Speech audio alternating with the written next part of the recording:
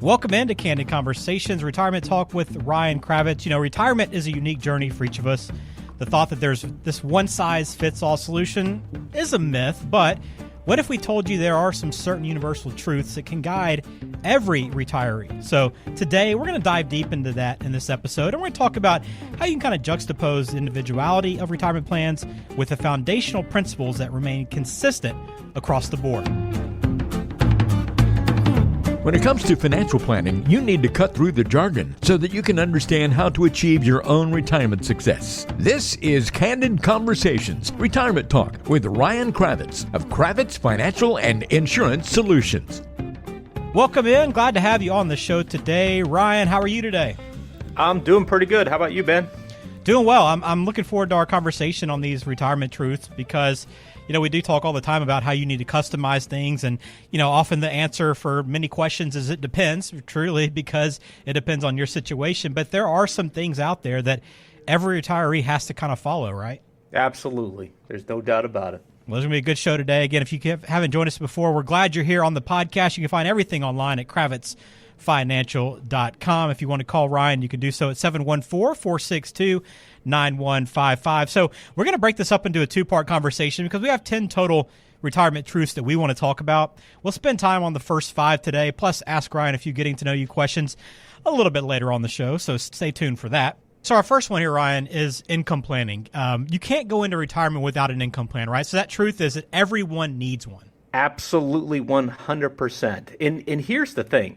You know, in your working years, all throughout your 20s, 30s, 40s, 50s, if you're continuing to save on a regular basis, whether that's 10%, 15%, or 20% of your income perhaps, and you still have money left over to do some fun things that you want to do and such, there's very little need, in my opinion, to worry about having to put together a budget and really track your monthly expenses. However, it completely changes in retirement and even just as you approach retirement and you have to formulate that game plan because you need to figure out, okay, what are my expenses going to be? And then how am I going to meet those expenses? And, you know, in some rare cases, someone's Social Security and their pension, it might be all that they need. It might give them all the money, you know, that they need to live on a monthly basis, and they might be just fine. But other times, some supplemental income is needed in addition to those income streams. And in most cases, there's no pension at all. I mean, pensions have been on the decline for years. Even the people that I see that have pensions, oftentimes it's a very small, you know, amount of money that's received on a monthly basis versus where they're getting, you know, money from maybe Social Security or other income sources. So it's so important in retirement to make sure that that income plan is put in place so that you know where you're going to get your money from and when, year by year in retirement. Because by doing that, that's going to also give you that confidence and peace of mind that you're going to be okay in retirement, that you're going to be able to live and have the retirement lifestyle that you're going to want to have. So you might have enough in place already with what you already have, but you want to make sure you sit down, go run the numbers, and make sure you don't need a more sophisticated plan. Either way, you need to make sure you have your income lined up before you get into retirement. All right, number 2 here are universal retirement truths.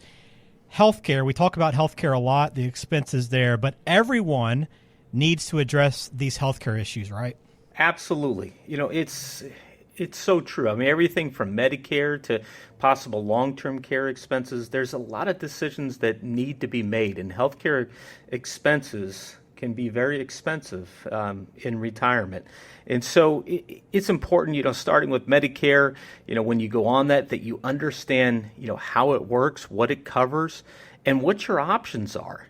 Typically, when you're 65 is when most people are going to go on Medicare. However, if you're working at an employer where you have credible coverage, meaning there's 20 or more employees, then you might stay on that company plan. But for most people, you're going on Medicare. You need to understand how Part A works, how Part B works, and then how does a Medicare supplement work? How does an Advantage plan work? And what's the best route for you? You know, too often I find people get set up with a plan like that, and they don't know that the other type of plan exists. In other words, some people get put into a Medicare Advantage plan and they didn't even know that the Medicare supplement option exists, or vice versa, I see. So it's important to understand both options and really what's best for your particular situation, your needs. And what's right for you might be different for your spouse as well. So, make sure that you understand those and the differences between the two. And then also it's important to understand that, Medicare doesn't cover everything in as far as healthcare expenses. So you may very well need to pay for long-term care expenses. Now, that doesn't necessarily mean that you need to have long-term care insurance. It is an option, and there's some different types. Some I think are a little bit better than others, but it's going to depend on you and your particular situation. If buying long-term care insurance is not an option, maybe due to health reasons, or you just decided it's not the route that you want to go, that's absolutely okay as long as you've figured out where you're going to get the money to pay for those expenses. On the other hand, having long-term care insurance might be something that you do want to make sure that you get. And there's different types there. There's the pay-as-you-go type, which is, picture kind of like car insurance, right? If you have an accident, it's going to pay, right? But if you never have an accident, you're just glad that you had the insurance. So that's one type of coverage that's there. One of the concerns with that is that when they first came out with those products is that they really mispriced it because they really didn't realize how many people would need long-term care and how long they would need it. And so there were a lot of rate increases on those types of policies. And so there's other types of products that are available too. As an example, one of them that's very popular in this arena is a life insurance policy that has a long-term care rider that you can have attached to it, which allows you to, in essence, buy a pool of money that could be utilized for either long-term care expenses while you're alive, or if you never need the money, you can have that money passed on as a death benefit to your beneficiaries. So simply explained, if you have a $500,000 death benefit from the life insurance and you have the long-term care rider, if you need money to cover long-term care expenses, every policy is gonna vary, but you're allowed to take money from the death benefit while you're alive to pay for those expenses, and then any remaining money that may be there will go on to your beneficiaries. So there's different ways to kind of approach that. The key thing, though, again, Ben, is just making sure that you have that plan. Yeah, it sounds like there are a number of different options there potentially. So to figure out which one is best for you, again, kravitzfinancial.com, but definitely something you need to be thinking about there, healthcare. All right, one thing we've learned even more so, and it's really driven home the point the last few years with the stock market, is that no one can consistently time it successfully, right? We know that, we know that you can't try to time the market, but we really figured that out over the last few years. But that is one universal truth. Look, here's the thing. My crystal ball broke a long time ago. The fact is that nobody knows what's going to happen in the stock market from one day to the next. You might hear from someone that brags about how they got out of the stock market just before the 2008 crash. And they might even claim that they know when the next big downturn is going to come. But it's unlikely that that person who guessed right in 2008 is going to nail it, this time around. I live here in Southern California, and so we're not too far from Las Vegas, right? You can get there in about 4 or 5 hours, and if you drive. And if you're hopping on a plane, it's an hour. And I can't tell you how many people have come back from Las Vegas telling me about their huge winnings that they had on the craps table or blackjack or even the slots or whatever else. And, you hear these great stories of these great winnings, but you never hear about the losses, right? Those big buildings in Las Vegas were not built on, people winning lots of money. No. That's not how that happens. But what's more important when it comes to investing is making sure that you have set up for yourself or with an advisor that your portfolio is designed specifically and customized for you based upon your specific goals. When are you going to retire? Or if you're retired, how much income are you needing to pull from that and when, right? Or if you have other types of savings goals, what is the plan behind that? And then having the right mix of appropriate types of investments within there, whether that's stocks or whether that's bonds or whether that's structured notes or something else. You need to make sure that it's specific for you and your situation. All right, we're talking through some universal retirement truths, a two-part series here. We're going through the first 5 today. So number 4, nobody knows how long we're going to live, right? You mentioned your crystal ball is broken. If we knew how long we would live, planning would be pretty easy, wouldn't it? Yeah, it would definitely make retirement income planning a lot easier. It's one of the biggest unknowns. If let's say you're 65 and you're retiring, we don't know. Are you going to live to, 75 or are you going to live to be 105? Right? So it definitely does make it, a lot more complex. Some people like to assume how long they'll live based upon the longevity in their family. But, with modern medicine continuing to progress and get better and better, the longevity of your ancestors becomes less and less relevant. Unless you have a terminal illness, you really need to plan for a long life just to be sure that you don't outlive your money. You don't want to be put in a position where, you're now, let's say in you're 80, 85 years old and you're feeling like you may very well run out of money and you'll just be left with, Social Security. It's much better instead. If you think realistically that your longevity, that you're going to live, let's say, is till 85 or 90, it's much more prudent to plan to make sure that you're going to have the income that you need until perhaps 95 or 100.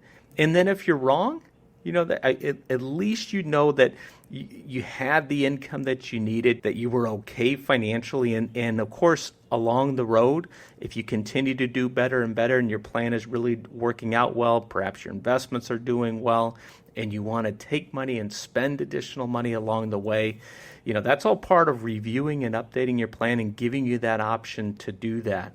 But from the get-go, a lot of people are surprised about how long they actually end up living. So make sure that you're planning ahead for that. Yeah, like a lot of planning items, right? You want to be prepared. And if you're wrong, you know what? You're much better off than you thought you were. So this is kind of one of those cases as well. All right, one last one here, Ryan, to discuss today on this part 1. You need to have money set aside for emergencies, right? It's important to have some amount of cash. But you have to always keep in mind, though, that money that's sitting in cash is not going to keep up with inflation. Yeah, for sure. You have to have money, sitting aside, of course, in checking just to pay the normal bills. Then you have to have some money in savings, that's going to be there in case the roof leaks or the car breaks down. You need money in a moment's notice. It's there. You can take it and you can pay for those types of things. But you also have to think, the big picture that if, again, let's say you're going to retire and you're 65 years old, just as our example, you may very well live for, let's say, 30 years in retirement, right? So some of the money that you have right now, you're going to be spending now. You're going to be spending this year. Some of that money is money that you likely won't spend for another 10, 20, or 30 years. So the way that money needs to be invested is going to be very different depending upon when you're planning to spend that money. All right, very good. So that's the first 5. We'll go through 5 more universal retirement truths on our next podcast, so make sure you subscribe. But if you want to follow up and go through any of these items we talked about today, if you haven't accounted for these in retirement, today is the time to take the step and do so. Cravitzfinancial.com, or you can call 714-462-9155. All right, a little getting to know you, Ryan. We ask you a couple questions here on the podcast away from financial planning. I got 2 for you. I'll start with this one. We all like to spend time on our phone, right? What's the app on your phone that you use the most? Oh, the app on my phone I use the most, I would say it's going to be YouTube.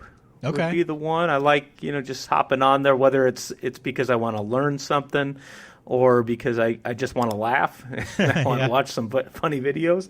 So that's probably the one that I will spend the most time on. Probably the second most would be Netflix. and it's funny, these days I don't watch a full movie too often, so it might be a TV show or I'll catch part of a movie and something else. And really that has to do with, we have a 5-year-old, so yeah. Oh, I know. You get I know this. Anybody with young kids knows how that works. Yep, absolutely. We're getting ready to go on a flight tomorrow, actually, and I've been in Netflix just downloading a bunch of shows, so I feel you completely there. All right, one more for you then, Ryan. Speaking of TV, what's the last TV show you binged?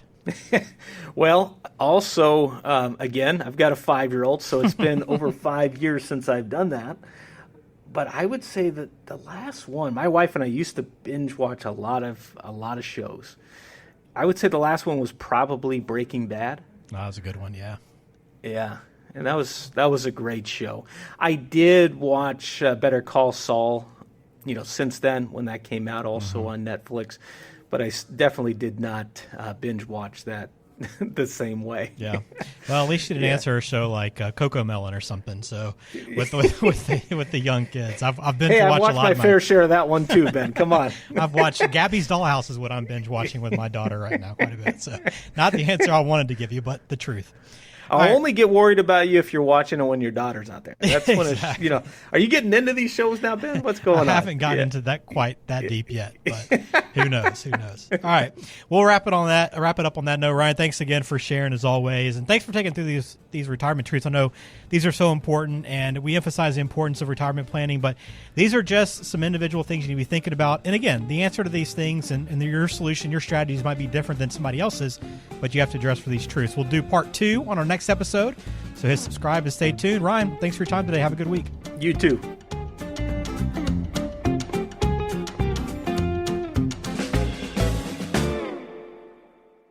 Information provided is for informational purposes only and does not constitute tax, investment, or legal advice. Please consult with a qualified professional before taking any action. Investment advisory services offered through Brookstone Capital Management, LLC, BCM, a registered investment advisor. Cravitz Financial and Insurance Solutions and BCM are independent of each other.